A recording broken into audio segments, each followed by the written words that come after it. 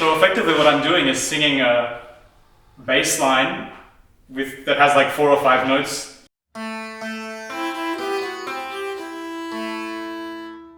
Hello and welcome back to the channel. I'm Grace Newcombe and this is Basel ReRenaissance.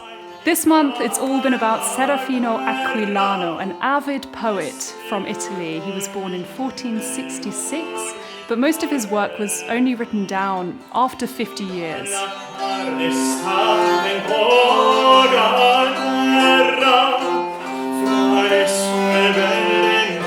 In his day, he was a chart-topping singer-songwriter, but what we don't know about him now is his music.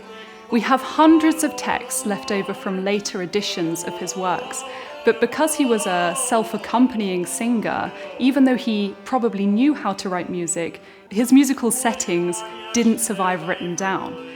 What we do have amongst the hundreds of poems are only about 30 melodies that were written down much later by other people. And some of them have other famous composers' names on them, and some of them are anonymous. So the best we can hope for is that maybe some of those anonymous melodies may have been his own original settings. We can't be sure, but it's worth hoping.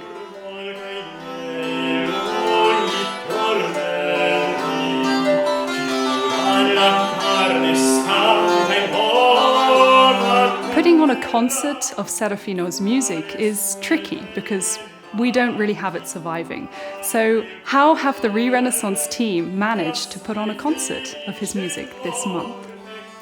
Well, we have several options. One of the things you can do is to use the settings that exist as written. There's not many of them and they're very short.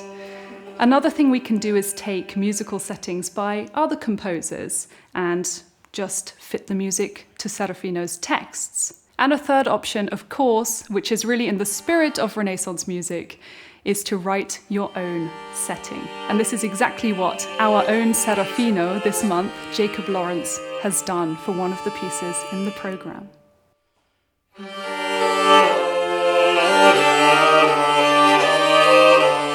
And this is kind of like, this was standard practice for them. Yeah, this is like basic. I don't feel like I composed anything. You know, I'm just playing chords and singing the nice words. I think you should listen as if you're listening to someone saying a beautiful poem and just thinking how beautiful it is. It changes the vibe of how you listen. Jacob, what's this weird and wonderful instrument you've been playing, the Lyre? Tell us about that. This weird and wonderful instrument is a Lyre da braccio, and it was very popular around 1500 and a bit after.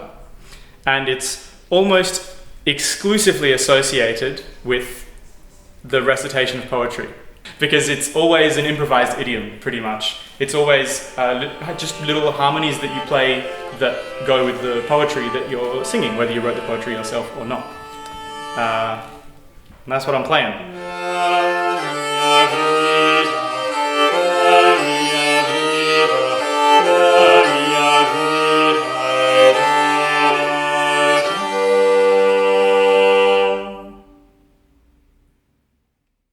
So if you want to hear the beautiful poetry of this happy chappy, then don't forget to join us for our concerts on Sunday. There will be 2 concerts. If you're not in Basel, you can always join us for a live stream, 5:15 and 7:15 from the Historic Museum in Basel.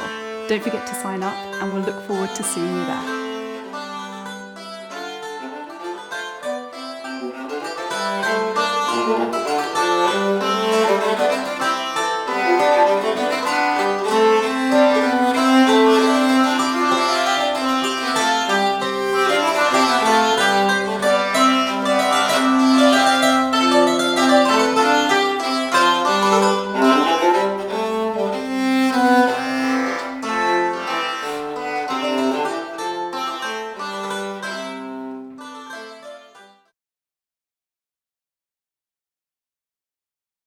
And Castiglione said, "Good music means to me that singing well and securely and in good style from the score, but much more still, singing to one's own viola accompaniment." Ah! It's not so... No. Okay, let me get my sentence in my head. I'll have to have a teleprompter next time. Central European time. Sorry. Can you cut that at the end, or should I do that again?